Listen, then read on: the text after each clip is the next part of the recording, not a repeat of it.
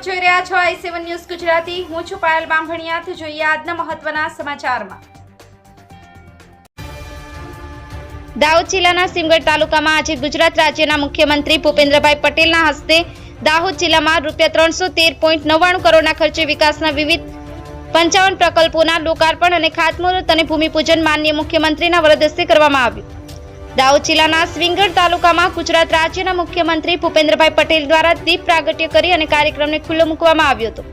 આજે ગુજરાત સરકાર દ્વારા દાહોદ જિલ્લામાં ₹313.99 કરોડના ખર્ચે વિકાસ વિવિધ 55 પ્રકલ્પોના લોકાર્પણ અને ખાતમુહૂર્ત અને ભૂમિપૂજન શ્રી ભૂપેન્દ્રભાઈ પટેલ માનનીય મુખ્યમંત્રી ગુજરાતના વરદ હસ્તે કરવામાં આવ્યું।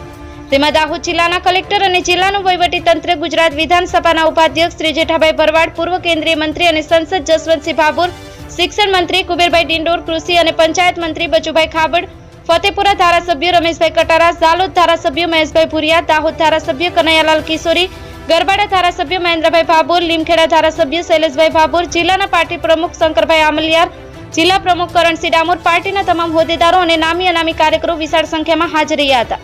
અને દાહોદ જિલ્લાના પોલીસના તંત્ર દ્વારા સશક્ત બંદોબસ્ત ગોઠવવામાં આવ્યો હતો અને પોલીસ દ્વારા સારી કામગીરી કરવામાં આવી હતી।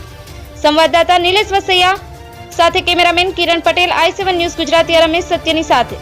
જોતા રહો i7 ન્યૂઝ ગુજરાતીના પડેપડના સમાચારો અને અમારી ચેનલને લાઈક કરો, સબસ્ક્રાઇબ કરો। લાઈક કરો, શેર કરો, સબસ્ક્રાઇબ કરો i7 ન્યૂઝ ગુજરાતી।